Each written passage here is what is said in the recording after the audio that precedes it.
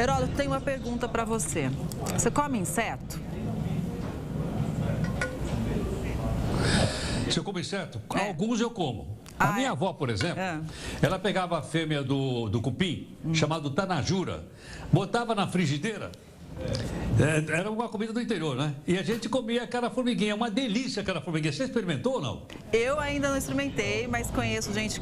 Olha, inclusive no Record News Rural, teve um queijo premiado que usava esse inseto aí. A gente até já mostrou no Record News Rural. Agora, essa curiosidade que a gente vai falar agora vai chocar muita gente.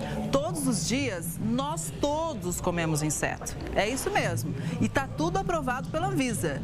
É que corantes de 68 categorias de alimentos usam esse ingrediente inusitado. Segundo a Anvisa, olha só, aperitivos à base de batatas, cereais, farinha ou amido usam a tintura, assim como alguns tipos de balas, além de bebidas com graduação alcoólica de até 15%, cereais matinais, cervejas, massas frescas de curta duração, entre outros alimentos, viu? Então, para explicar o motivo que os insetos são usados em comidas, a gente convidou a Ana Moreira, que é mestre e doutora em ciências dos alimentos e também professora de nutrição da Universidade Federal de Juiz de Fora. Professora, boa tarde. Seja bem-vinda. Muita gente deve estar em choque em casa agora, né? Então vamos começar explicando que inseto é esse.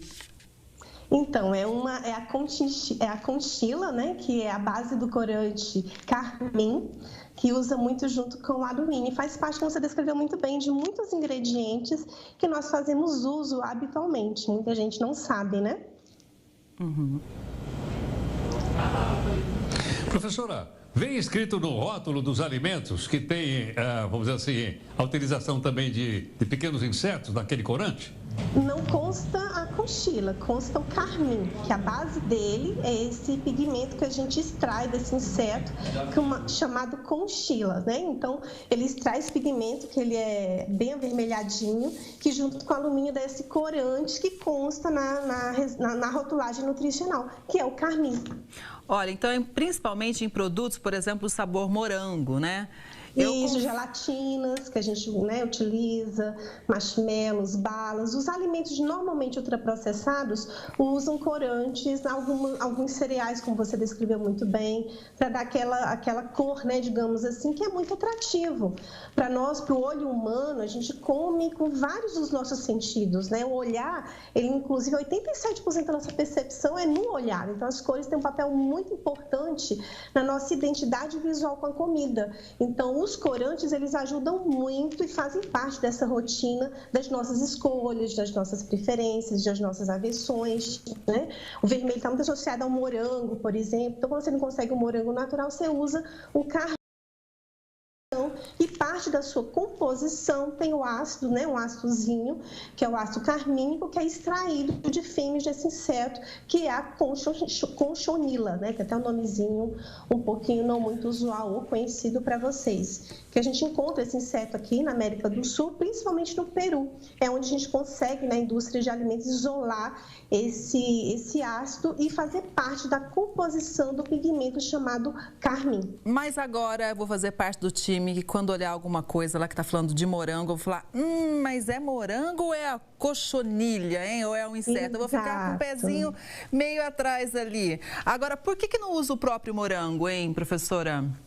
A gente consegue isolar, né, de forma muitos corantes naturais, usando algumas extrações, temos tecnologias super padronizadas, mas às vezes a concentração ou a padronização da cor dos corantes naturais, a gente não consegue às vezes uma certa normatização ou uma quantidade suficiente, né, para extrair.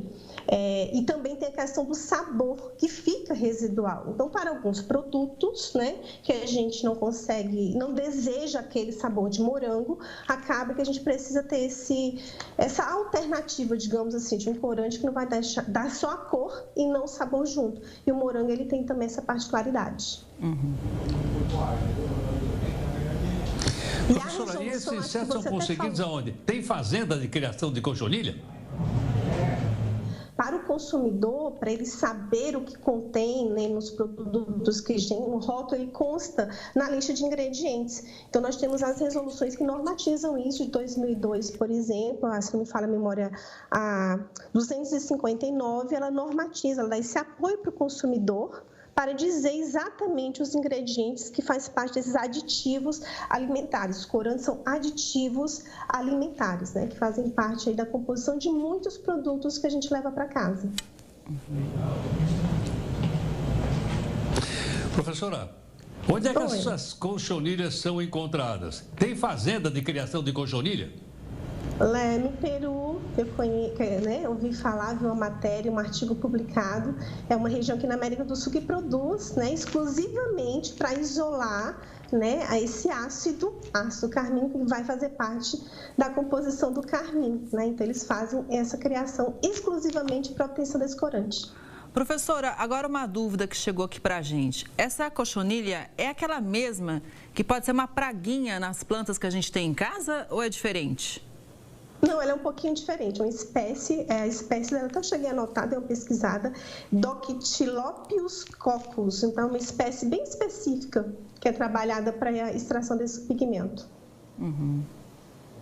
E um ponto importante que a gente pensa assim, como é que fica o público vegano, né? Porque é um produto derivado de animal. Então, isso é importante a gente saber que alguns corantes, né, eles podem ser naturais, de origem vegetal, mas também temos corantes que podem ser extraídos de matrizes animais, que é o caso da cochonilha. Da importância, né, de sabermos o que está aí. Sado, também havia...